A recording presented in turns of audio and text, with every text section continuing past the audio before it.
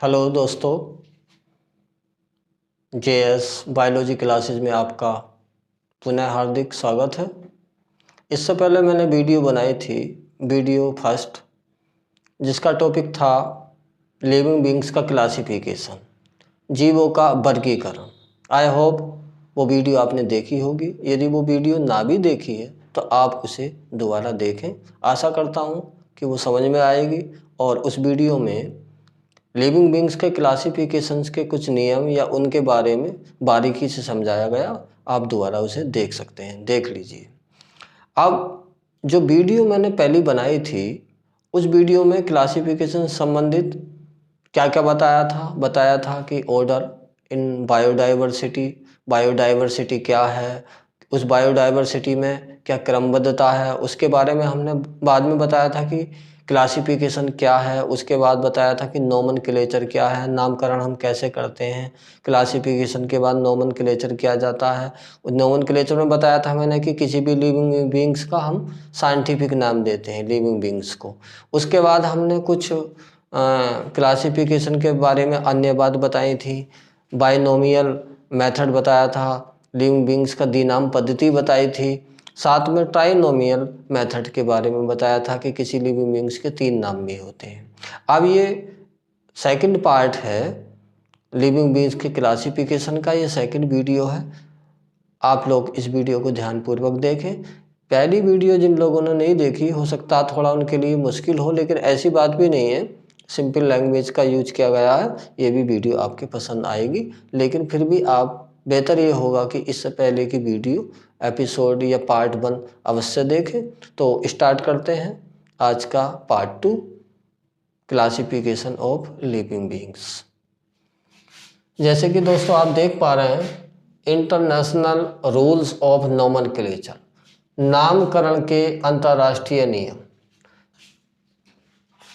International rules of nomenclature क्या है? यानी कि किसी भी लिविंग बींग्स को जब हम साइंटिफिक नाम देते हैं तो उसके भी कुछ इंटरनेशनल रूल्स, उसके भी कुछ अंतर्राष्ट्रीय नियम बनाए गए हैं। उस नियम का हमें कड़ाई से पालन करना होता है। ये नहीं कि हम किसी भी लिविंग बींग्स या जीव को अपनी मनमर्जी से नाम दे दें। तो उसकी भी एक इंटरनेशनल साइंस कमेटी होती है और वो कमेटी ये तय करती है कि किस लिविंग बींग्स का हम साइंटिफिक नेम जो दे रहे हैं वो किस प्रकार उसे दें। उसमें कुछ रूल्स हमें फॉलो करने होते हैं। तो इंटरनेशनल रूल्स ऑफ नोमेनक्लेचर, नामकरण के अंतर्राष्ट्रीय नियम क्या हैं, ये मैं समझा देता हूँ। जैसे कि लिखा है जीनस या प्रजाति या वंश, बात एक ही है। अंग्रेजी में जीनस है, जीनस को प्रजाति भी बोल सकते हैं या वंश भी बोल सकते हैं। तो क्या रूल है किसी लिविंग बींग्स का साइंटिफिक नेम लिखने का? क्या रूल है कि उसका जो वंश है, उसका जो जीनस है, उसका जो फर्स्ट लेटर है, ध्यान दें, उसका फर्स्ट लेटर कैपिटल लेटर से लिखते हैं। सेकंड बात, जो उसकी स्पीसीज है उसका नाम ऑलवेज, उसका first letter always small letter से लिखते हैं। जैसे एग्जाम्पल द्वारा आपको क्लियर हो जाएगा। जैसे मैंगीफेरा इंडिका लिखा, क्या लिखा? Mangifera indica. Mangifera indica mango का साइंटिफिक नेम है या बोटनिकल नेम है। मैंगो का साइंटिफिक नेम या बोटनिकल नेम क्या है? Mangifera indica. अब इसमें मैंगीफेरा क्या है? मैंगीफेरा है जीनस और इंडिका क्या है? इसमें स्पीसीज, मतलब जाति। तो इसका लिखने का रूल है, यही मैं समझाना चाहता हूँ। तो इसमें ध्यानपूर्वक आप देखिए कि मैंगीफेरा लिखा है, इसका जो एम है, फर्स्ट वर्ड है, मैंगीफेरा का फर्स्ट जो वर्ड है वो हमेशा कैपिटल लेटर से लिखा जाएगा। इसी प्रकार जो सेकंड नेम है जो कि इसकी स्पीसीज को बता रहा है, इंडिका, उसका पहला लेटर ऑलवेज स्मॉल लेटर से ही लिखा जाएगा। ये अंतर्राष्ट्रीय रूल है नोमेनक्लेचर का, इंटरनेशनल रूल है कि मैंगीफेरा इंडिका में मैंगीफेरा जीनस का फर्स्ट लेटर कैपिटल लेटर से लिखेंगे, जबकि स्पीसीज इंडिका में आई, यानी कि इंडिका में पहला लेटर हमेशा स्मॉल लेटर से लिखेंगे। ये इंटरनेशनल रूल है।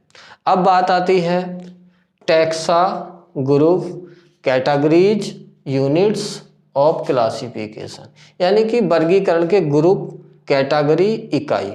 ये taxa, group, category, units, classification क्या है, इसे समझने के लिए मैं एक एग्जाम्पल का सहारा लूँगा। जैसे कि टाइम है, किसी भी चीज़ की यूनिट होती है, कोई इकाई होती है। जैसे टाइम की बात कर लेते हैं, टाइम की छोटी यूनिट भी होती है, बड़ी यूनिट भी होती है। जैसे बड़ी यूनिट की बात करते हैं हम, तो टाइम की बड़ी यूनिट को हम ईयर में मान सकते हैं, वर्ष में मान सकते हैं। फिर वर्ष को हम बांट देते हैं, छोटे छोटे महीनों में बांट देते हैं, 12 महीने होते हैं।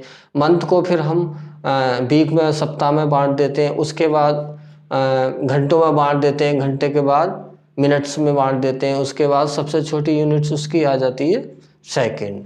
तो इसी प्रकार जो लिविंग बींग्स का क्लासिफिकेशन है, उसमें भी कुछ रूल्स होते हैं, उन्हें भी विभिन्न या डिफरेंट यूनिट्स में हम बांटते हैं, छोटी बड़ी यूनिट्स में बांटते हैं। तो हम देख लेते हैं कि उसमें कौन सी बड़ी यूनिट्स है और कौन सी छोटी यूनिट्स है। तो लिविंग बींग्स के क्लासिफिकेशन में हमें यूनिट्स का ध्यान रखना होता है। इन यूनिट्स को लिखने के भी कुछ नियम होते हैं। मैं यहाँ बता रहा हूँ कि कौन कौन सी यूनिट्स लिविंग बींग्स की हैं। जैसे कि पहली यूनिट लिविंग बींग्स की होती है किंगडम।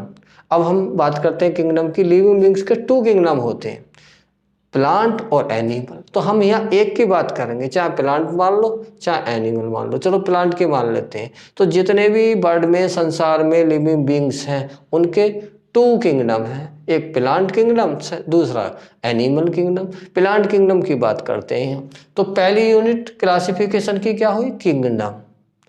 सेकेंड यूनिट क्या है इसकी, फाइलम। बराबर में लिखा है कि हिंदी में इसे संघ बोलते हैं। और थर्ड यूनिट हुई इसकी क्लास, क्लास को वर्ग बोलते हैं। चौथी यूनिट ऑर्डर, ऑर्डर को हिंदी में गण बोलते हैं। और नेक्स्ट यूनिट है फैमिली, फैमिली को हिंदी में कुल बोला जाता है। और नेक्स्ट यूनिट है जीनस, जीनस को वंश या प्रजाति बोलते हैं। और लास्ट जो यूनिट होती है क्लासिफिकेशन की, वो बहुत महत्वपूर्ण होती है, उसे हम स्पीशीज या जाति बोलते हैं। यही क्लासिफिकेशन की सबसे स्मॉल यूनिट होती है, सबसे छोटी यूनिट होती है। कहने का मतलब ये है कि क्लासिफिकेशन की सबसे बड़ी यूनिट यहाँ ये दिखाई दे रही है और सबसे छोटी यूनिट यहाँ स्पीशीज या जाति दिखाई दे रही है। ये लिखा है स्मॉलेस्ट यूनिट ऑफ क्लासिफिकेशन, यानी कि क्लासिफिकेशन की सबसे छोटी यूनिट क्या है, स्पीशीज है। जैसे मैंने टाइम की यूनिट बताई थी, सबसे छोटी यूनिट टाइम की क्या थी, सेकंड थी। और सबसे बड़ी हमने वर्ष माना था। इसी प्रकार क्लासिफिकेशन में सबसे बड़ी यूनिट हमने यहाँ दिखाई है और सबसे छोटी यूनिट ये स्पीशीज है। Species unit, smallest unit of classification क्या है, स्पीशीज है। अब इसका भी लिखने का तरीका होता है, इन कैटेगरी या इन यूनिट्स को लिखने का भी एक तरीका होता है। पहली बात तो सबसे पहले हम बड़ा लिखते हैं। इन कैटेगरीज को हम डिसेंडिंग ऑर्डर में लिखते हैं। कैसे लिखते हैं, डिसेंडिंग ऑर्डर। डिसेंडिंग ऑर्डर का मतलब अवरोही क्रम में, यानी पहले बड़ा, फिर उससे छोटा, फिर उससे छोटा, फिर उससे छोटा, लास्ट में सबसे छोटा। जैसे मैंने यहाँ लिखा, देख सकते हैं आप कि टैक्सोनोमिक कैटेगरीज का अरेंजमेंट डिसेंडिंग ऑर्डर, आरोही क्रम में, यानी कि घटते हुए क्रम में किया जाता है। अब यह दिखाया भी गया घटते हुए क्रम में। किंगडम है, सबसे बड़ा होता, उसके बाद किंगडम से छोटा फाइलम होता, फाइलम से छोटा क्लास होती है, क्लास से छोटा ऑर्डर होता, ऑर्डर से छोटी फैमिली होती है, उससे छोटी जीनस होती है, और एंड में सबसे छोटी क्या होती है, जाति या स्पीशीज होती है। तो ये सीक्वेंस बताया है, ये अरेंजमेंट बताया है यूनिट्स का। वर्गीकरण की जो इकाई है, क्लासिफिकेशन की जो यूनिट्स हैं, उनका जो अरेंजमेंट है, उनका जो ऑर्डर है, उनका जो क्रम है, यहाँ ये दर्शाया गया, आप देख सकते हैं। उसके बाद लिखा है स्पीशीज की नंबर। स्पीशीज की नंबर यानी संख्या बढ़ने के कारण कई ग्रुप में सब, सुपर, इन्फ्रा आदि लगाते हैं। देखा जाता है कभी कभी किसी क्लास में स्पीशीज की या जाति की संख्या बहुत ज़्यादा हो जाती है, तो उसके लिए कभी कभी ग्रुप में सब, सुपर, इन्फ्रा ये सब लगाना होता है। जैसे कि एक उदाहरण बता देता हूँ। जैसे कि ये फाइलम है, कभी कभी इस फाइलम को हम सब फाइलम में भी डिवाइड कर देते हैं, किंगडम को सब किंगडम में भी डिवाइड कर देते हैं, क्लास है क्लास को सब क्लास में भी डिवाइड कर सकते हैं, उसके बाद उसे सुपर क्लास में भी डिवाइड कर सकते हैं, इंफ्रा क्लास में भी डिवाइड कर सकते हैं। तो यही बात मैं बोल रहा हूँ कि स्पीशीज की संख्या यदि ज़्यादा होती है तो उसे हम सब, सुपर और इंफ्रा आदि में डिवाइड कर देते हैं। क्लियर? आप लोगों ने क्लासिफिकेशन की यूनिट पढ़ी, डिफरेंट कैटेगरी पढ़ी कि क्या क्या कैटेगरी थी क्लासिफिकेशन की। किंगडम था, फाइलम था, क्लास था, ऑर्डर था, फैमिली था, जीनस था, स्पीशीज था। ये सारी की सारी क्लासिफिकेशन की यूनिट थी। अब इन यूनिट्स के साथ हम क्या लगाते हैं, इनका सफिक्स क्या है, इनका अंतिम अक्षर क्या है, इस पर हम डिस्कस करने वाले हैं कि जो भी क्लासिफिकेशन की यूनिट्स हैं उन यूनिट्स के पीछे हम क्या लगाते हैं, क्या सफिक्स है, क्या अंतिम अक्षर है। तो यही लिखा है सफिक्स अंतिम अक्षर ऑफ क्लासिफिकेशन यूनिट, यानी कि वर्गीकरण इकाइयों के अंतिमा अक्षर, यानी कि वर्गीकरण इकाई जो भी यूनिट्स हैं उनके जो अंतिम अक्षर है वो किस चीज़ की आवाज़ देता है, क्या अंतिम अक्षर है, क्या सफिक्स है। तो देख लेते हैं इसे। पहला जैसे यूनिट होती है क्लासिफिकेशन की फाइलम, यहाँ फाइलम लिखा, तो फाइलम यूनिट में सफिक्स जो लगाते हैं हम ओ फाइटा लगाते हैं। क्या लगाते हैं? ओ फाइटा। फाइलम में सफिक्स क्या होता? ओ फाइटा होता। एग्जाम्पल द्वारा देख लेते हैं, जैसे एंथोफाइटा, ये क्या है? फाइलम का नाम है एंथोफाइटा, ब्रायोफाइटा, टेरिडोफाइटा, सब में क्या लगा? ओ फाइटा लगा है। तो फाइलम में हम सफिक्स क्या लगाते हैं? ओ फाइटा लगाते हैं। एंथोफाइटा में क्या लगा? ये ओ फाइटा लगा, ओ फाइटा, ये यहाँ से ओ फाइटा। इस प्रकार ब्रायोफाइटा में हम देखते हैं ये ओ फाइटा लगा है। इसी प्रकार फाइलम टेरिडोफाइटा में हम देख लेते हैं, फाइलम टेरिडोफाइटा में ये ओ फाइटा लगा है। आप देख सकते हैं ये ओफाइटा, ब्रायोफाइटा में ओफाइटा, टेरिडोफाइटा में ओफाइटा और एंथोफाइटा में ये ओफाइटा। इसके अलावा कुछ फाइला या कुछ फाइलम में सफिक्स जो माइकोटी भी होता, यानी कि ओफाइटा की जगह माइकोटी भी लगा होता है। तो एक क्वेश्चन तो डेफिनेटली इस वाले पोर्शन से आना है, ये निश्चित है, क्योंकि सफिक्स एग्जाम में पीजीटी के एग्जाम में सफिक्स वाला क्वेश्चन आ जाता है, और ये पीसीएस के एग्जाम में भी क्वेश्चन में आया है, और यहाँ यूपी टीजीटी पीजीटी में भी कई बार पूछा गया है। तो उस दृष्टि से ये वाला पोर्शन काफ़ी महत्वपूर्ण हो जाता है, इसे ध्यान से देखें। नेक्स्ट आगे चलते हैं। फाइलम को हम किस में डिवाइड करते हैं? सब फाइलम में, यानी कि उपसंघ में। तो सब फाइलम के अंत में हम फाइटीना लगाते हैं। क्या लगाते हैं? फाइटीना लगाते हैं। अब उसके बाद आता है क्लास, यानी सब फाइलम को कई क्लासों में हम डिवाइड करते हैं। अब क्लास के अंत में क्या लगाते हैं? इसका जो सफिक्स होता है क्लास का वो क्या होता? ए ई होता। क्या होता? ए ई होता है। एग्जाम्पल देख लेते हैं, जैसे कि एंजियोस्पर्मी। ये जो एंजियोस्पर्मी है ये क्लास का नाम है, प्लांट की एक क्लास का नाम है, पौधे के एक वर्ग का नाम है। और इस एंजियोस्पर्मी में देखो अंतिम जो अक्षर है, जो सफिक्स है, वो ये ए ई लगा है। एंजियोस्पर्मी का मतलब है, एंजियोस्पर्मी प्लांट का एक वर्ग है और इसमें सीडिड प्लांट आते हैं। कौन से प्लांट आते हैं? सीडिड, यानी सीडिड का मतलब बीज वाले, अर्थात जिनमें सीड का फॉर्मेशन होता हो। आपने देखा सभी प्लांट में बीज नहीं बनते, कुछ प्लांट ऐसे होते हैं सीडलेस होते हैं जिनमें बीज बनते ही नहीं है। लेकिन यहाँ जो एग्जाम्पल दिया है क्लास का, ये एक क्लास है प्लांट की एंजियोस्पर्मी। तो एंजियोस्पर्मी का मतलब है कि ऐसा क्लास जिसमें कि सीड फॉर्मेशन वाले प्लांट आते हैं जिनमें कि बीज बनते हैं। तो इसमें ए लगा है। तो क्लास या वर्ग का सफिक्स क्या होता?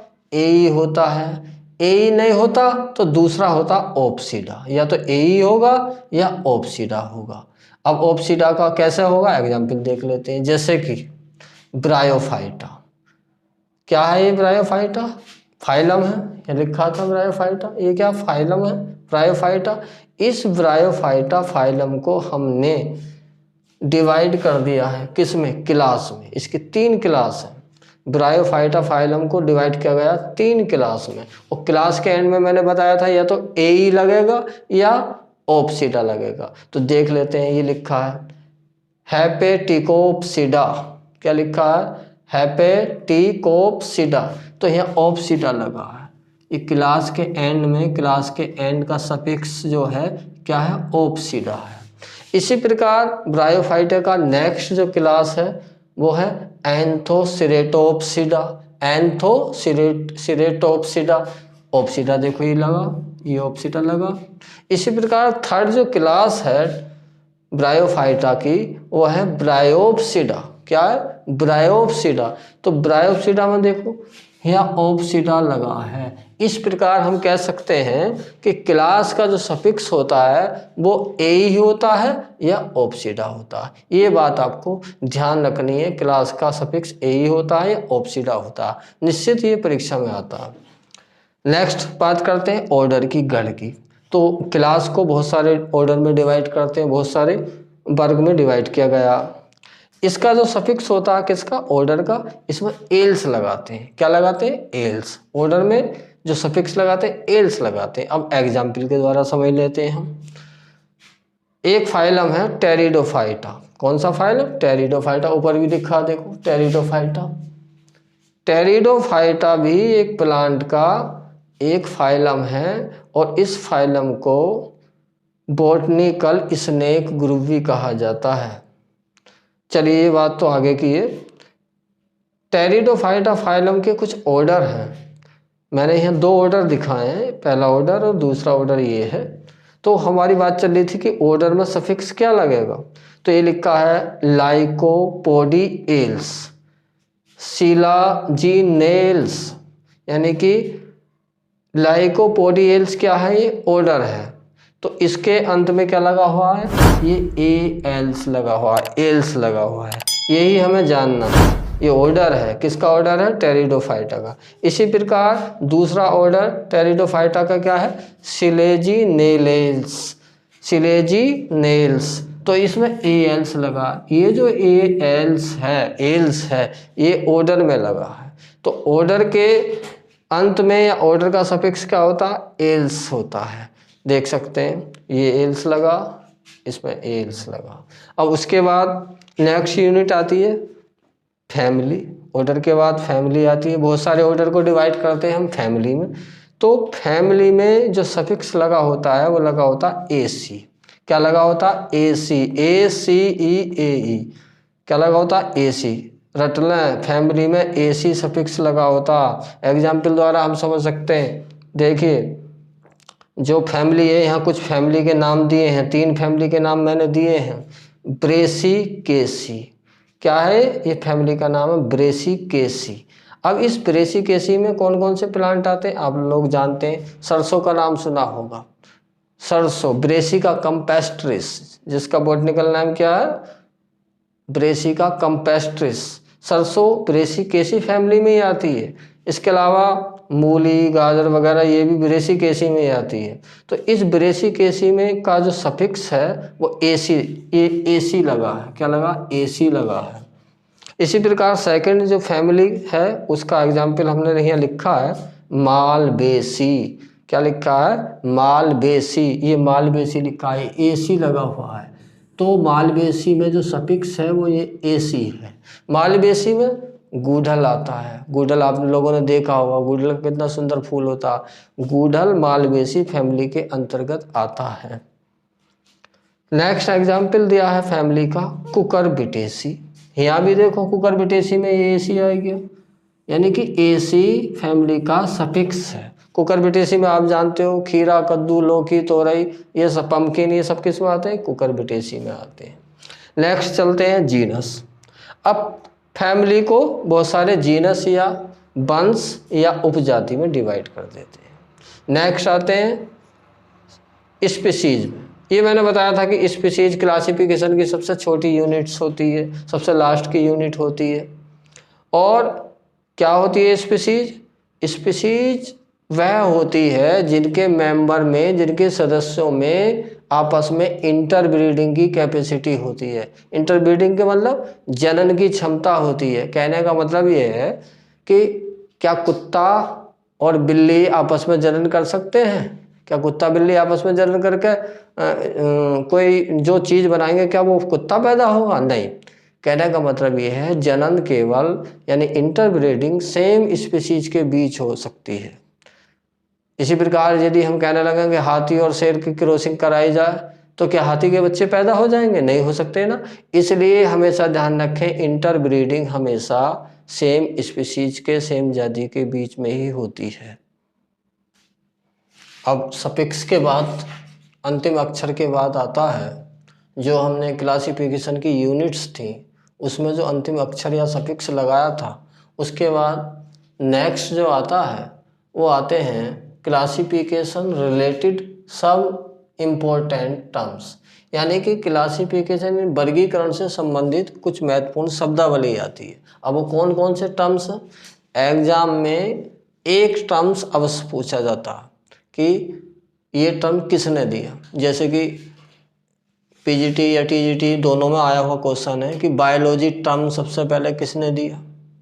इसका सही आंसर क्या है? इसका सही आंसर है लेमार्क एंड ट्रेविरेनस। ध्यान से सुनेंगे, Lamarck and Treviranus. Lamarck and Treviranus ने 1802 में 1802 में बायोलॉजी टर्म का यूज किया, बायोलॉजी टर्म को दिया। ये कई बार टीजीटी पीजीटी में आ चुका। तो इसलिए क्लासिफिकेशन से संबंधित जो भी टर्म्स हैं वो यहाँ दर्शाए गए हैं। एक तरफ लिखा है इम्पोर्टेंस टर्म्स और दूसरी तरफ गिवन बाय, जिसने दिए, यानी कि एक तरफ साइंटिस्टों के नाम है और दूसरी तरफ टर्म्स के नाम है। इधर टर्म्स के नाम है और ये टर्म्स किसने दिए? ये साइंटिस्टों के नाम है।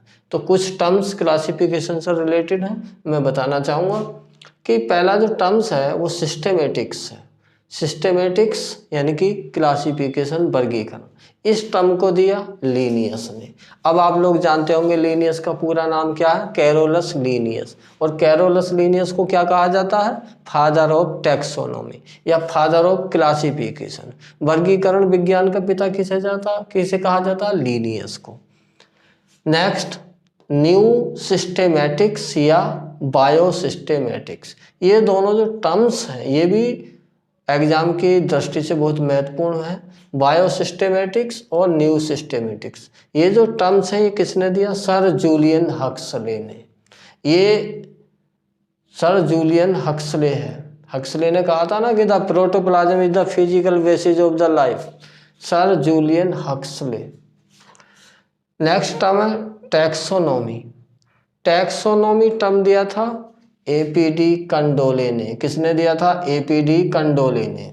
नेक्स्ट टर्म आता टैक्सोन। टैक्सोन जो टर्म है ये दिया था गिवन बाय एडोल्फ मेयर। किसने? Adolf mayor. Next phylogeny. Next phylogeny. Phylogeny जो टर्म दिया था वो लेमार्क ने दिया था। आप लोग जानते हैं कि लेमार्क एक प्रसिद्ध साइंटिस्ट हुआ जिसने कि जैव विकास या इवोल्यूशन से संबंधित कई सारे नियम दिए हैं। नेक्स्ट टर्म आता है फाइलोजेनी ट्री। फाइलोजेनी ट्री किसने दिया? हैकेल ने दिया है। किसने दिया? हैकेल ने दिया। यहाँ जरा ध्यान देंगे, क्योंकि यहाँ फाइलोजेनी है और यहाँ फाइलोजेनी ट्री है। दोनों टर्म एक दूसरे से मिलते जुलते हैं, इसलिए कंफ्यूज होने की जरूरत नहीं है। दोनों टर्म को बड़े ध्यान से देखेंगे। फाइलोजेनी टर्म दिया था लेमार्क ने, जबकि फाइलोजेनी ट्री दिया है हैकेल ने। अब हैकेल ने एक सेकंड नेम और दिया है मोनेरा एंड प्रोटिस्टा। बहुत पूछा जाता है परीक्षा में कि मोनेरा एंड प्रोटिस्टा टर्म किसने दिया, तो ये भी हैकेल ने दिया था। किसने दिया था? हैकेल ने। क्या दिया था? Monera and protista term.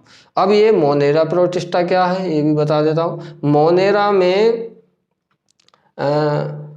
सूक्ष्म जीव आते हैं, माइक्रो ऑर्गेनिज्म आते हैं। चलो ये तो नेक्स्ट टॉपिक पे बात करेंगे। मोनेरा एंड प्रोटिस्टा में, यानी मोनेरा में प्रोकैरियोटिक सेल वाले लिविंग बींग्स आते हैं। नेक्स्ट है फाइलम। फाइलम जो टर्म दिया था वो क्यूवियर ने दिया था। किसने दिया था? क्यूवियर ने। फाइलम टर्म किसने दिया था? क्यूवियर ने। नेक्स्ट टर्म आता है क्लास एंड ऑर्डर। ये जो दोनों क्लास एंड ऑर्डर टर्म्स हैं ये दिए थे लीनियस ने, यानी कि लीनियस वही वाले Linnaeus, father of taxonomy. Next family, genus, species. ये खूब पूछा जाता कि स्पीसीज टर्म किसने दिया। स्पीसीज, जीनस, फैमिली, तीनों ये जो टर्म दिए थे जॉन रे ने दिए थे, और इन्होंने स्पीसीज की डेफिनेशन भी दी थी। तो स्पीसीज, जीनस और फैमिली टर्म्स किसने यूज किए? जॉन रे। कैटिल बीटा वालों ध्यान रखो, किसने दिए? जॉन रे ने स्पीसीज टर्म दिया था। अभी हमने क्लासिफिकेशन से संबंधित टर्म पढ़े, टर्मोलॉजी पढ़ी। क्लासिफिकेशन से संबंधित जितने भी शब्दावली थी, लगभग 10 टर्म थे, उन सब के बारे में बताया कि कौन सा टर्म किस वैज्ञानिक ने दिया, किस साइंटिस्ट ने दिया। अब इस टर्मोलॉजी के बाद या टर्म के बाद आता है किंगडम ऑफ लिविंग बीइंग्स, यानी जीवों के जगत। कहने का मीन है कि समय समय पर, टाइम टाइम पर डिफरेंट साइंटिस्टों ने लिविंग बीइंग्स को डिफरेंट किंगडम में डिवाइड किया। लिविंग बीइंग्स को अर्थात जीवों को कई जगतों में, कई किंगडमों में डिवाइड किया। समय समय पर अपने हिसाब से लिविंग बीइंग्स को किंगडम में डिवाइड किया गया है। कुछ किंगडम यहाँ दिए गए हैं, कुछ साइंटिस्ट दिए गए हैं। इनमें से एक क्वेश्चन पूछे जाने की पॉसिबिलिटी बनती है एग्जाम में कि कौन सा किंगडम किस साइंटिस्ट ने दिया था और कितने किंगडम में उसे डिवाइड किया था और उस किंगडम के नाम क्या थे। तो यहाँ कुछ किंगडम हैं। पहला किंगडम यहाँ लिखा है किंगडम सिस्टम, यहाँ ईयर लिखा है, किस ईयर में दिया, और प्रपोज्ड बाय, किसने दिया, उस साइंटिस्ट का नाम क्या था। नेम ऑफ किंगडम, जो जगत के नाम हैं वो ये दिए हैं कि उसने कितने जगत में उसे बांटा और उन जगत के नाम क्या क्या थे। किंगडम सिस्टम, ईयर, किसने दिया, प्रपोज्ड बाय, और जगत के नाम या किंगडम के नाम। तो स्टार्ट करते हैं। पहला जो आता है टू किंगडम सिस्टम दिया था, 2 जगत पद्धति दी थी 1758 में, 1758 में दिया था। किसने दिया था? लीनियस ने दिया था। लीनियस के बारे में पहले भी हम बता चुके हैं क्योंकि ये फादर ऑफ टैक्सोनॉमी है। तो लीनियस ने लिविंग बीइंग्स को 2 किंगडम में डिवाइड किया है। पहला किंगडम प्लांटी है और दूसरा किंगडम एनिमेलिया है। प्लांटी आप जानते हो, सारे प्लांट को उसने इस किंगडम में रखा है और सारे एनिमल्स को उसने एनिमेलिया किंगडम में रखा है। कहने का मीन है कि लीनियस ने ऑल लिविंग बीइंग्स को, संसार के समस्त जीवों को 2 किंगडम में डिवाइड किया है। नेक्स्ट 3 किंगडम सिस्टम, 3 जगत प्रणाली जो दी है वो 1866 में, 1866 में दी है, और इसे देने वाले साइंटिस्ट है हेकल। कौन है? हेकल, फेमस है ये हेकल। और इसने ऑल लिविंग्स को 3 किंगडम में, 3 किंगडम में डिवाइड किया है। पहला किंगडम का नाम है प्रोटिस्टा, क्या? प्रोटिस्टा। सेकंड किंगडम का नाम है प्लांटी और थर्ड किंगडम का नाम है एनिमेलिया। प्रोटिस्टा में कौन आते हैं? प्रोटिस्टा में यूकैरियोटिक लिविंग बीइंग्स आते हैं। यूकैरियोटिक का मतलब आप जानते हैं, यूकैरियोटिक का मतलब है जिनमें वेल डेवलप्ड, एक पूर्ण विकसित केंद्रक पाया जाता हो, वेल डेवलप्ड न्यूक्लियस पाया जाता हो, वो यूकैरियोटिक लिविंग बीइंग्स होते हैं। और प्रोटिस्टा उसी का उदाहरण है। जैसे युगलिना है, युगलिना प्रोटिस्टा के अंतर्गत आएगा। सेकेंड उसने प्लांटी, दूसरा किंगडम प्लांटी है, तीसरा एनिमेलिया। हेकल ने 3 किंगडम में लिविंग बीइंग को डिवाइड किया। नेक्स्ट आता है 4 किंगडम सिस्टम, 4 किंगडम सिस्टम। ये 1956 में, 1956 में दिया गया, कोपेलैंड के द्वारा दिया गया। किसके द्वारा दिया गया? कोपेलैंड के द्वारा दिया गया। किसके द्वारा दिया? कोपेलैंड के द्वारा। इस कोपेलैंड ने ऑल लिविंग बींग्स को 4 किंगडम में अर्थात 4 जगत में डिवाइड किया। पहला मोनेरा, सेकंड इज प्रोटिस्टा और third Plantae, fourth Animalia.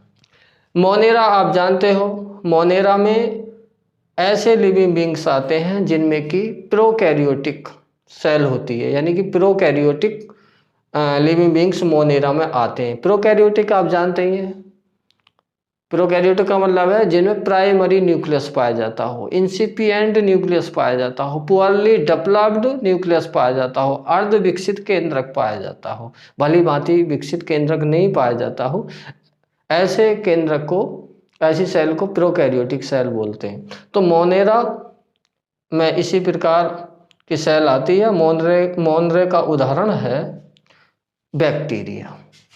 Bacteria, इसमें बैक्टीरिया आते हैं, बैक्टीरिया। तो 4 किंगडम सिस्टम कोपेलैंड ने दिया, इसमें 4 किंगडम है, मोनेरा, प्रोटिस्टा, प्लांटी और एनिमिलिया। प्रोटिस्टा के बारे में बता चुका हूं मैं, यूकैरियोटिक सेल आती हैं, प्लांटी में प्लांट्स आते हैं, एनिमिलिया में एनिमल्स आते हैं। तो नेक्स्ट किंगडम सिस्टम आता 5 किंगडम सिस्टम। 5 किंगडम सिस्टम 5 जगत वाला जो सिस्टम दिया था वो 1969 में बी टेकर ने दिया था। किसने दिया था? बी टेकर ने दिया था। नाम रट लें, बी टेकर ने। बहुत पूछा जाता है ये क्वेश्चन अक्सर परीक्षा में पूछा जाता है कि 5 किंगडम सिस्टम किसने दिया, तो आप बताएंगे बी टेकर ने दिया। और उसके जो किंगडम के नाम हैं 5 के 5 ये दे रखे हैं। पहला किंगडम है इसका मोनेरा, सेकंड किंगडम है प्रोटिस्टा, थर्ड फंगी, फंजाई, जो भी आप बोलना चाहो, फंगी या फंजाई, फफूंदी जिसे बोलते हैं, फफूंदी वगैरह आती है इसमें। फोर्थ किंगडम है प्लांटी एंड फिफ्थ किंगडम है एनिमेलिया। इसी प्रकार नेक्स्ट 6 किंगडम सिस्टम आता। 6 किंगडम सिस्टम दिया गया 1990 में, 1990 में। और किसने दिया था? कार्ल बूज ने। कार्ल बूज व अदर साइंटिस्टों ने 6 किंगडम सिस्टम दिया। और ये 6 किंगडम, पहला किंगडम है archaebacteria, second kingdom is eubacteria, third protista और फोर्थ फंजी या फंगी, फिफ्थ प्लांटी और 6 जो है वो एनिमिलिया है। इस प्रकार ये डिफरेंट साइंटिस्टों द्वारा दिए गए किंगडम सिस्टम हैं। इनमें से एक क्वेश्चन अक्सर पूछा जाता है। तो ये वीडियो यहीं तक ही। इससे पहली वाली वीडियो देखने के लिए आप डिस्क्रिप्शन बॉक्स में लिंक दिया गया, डिस्क्रिप्शन बॉक्स से आप देख सकते हैं और अपने कमेंट कर सकते हैं। हाँ, एक बात और, यदि मेरी टीचिंग मेथड आपको अच्छी लगती है या अन्य कोई आप सुझाव देना चाहते हैं तो इस वीडियो को लाइक करें, शेयर करें। कोरोना काल है, ये वीडियो ज़्यादा से ज़्यादा लोगों तक पहुंचनी चाहिए। यदि आपको ऐसा लगता है कि वीडियो अच्छी है तो ज़्यादा से ज़्यादा लाइक करें, शेयर करें और हमें मोटिवेट करें, अपने कमेंट्स दें ताकि हमें पता चल सके कि इसमें क्या और इम्प्रूव करने की ज़रूरत है। पैटिल वालों, पैटिल बीटा वालों, आप ज़रूर सुन लो। अब ये पैटिल क्या है ये मेरी नेक्स्ट वीडियो देखते जाओ, आपको पता लग जाएगा। Thank you. चैनल को सब्सक्राइब जरूर कर दें। आपसे पुनः मुलाकात होगी नेक्स्ट वीडियो में। धन्यवाद।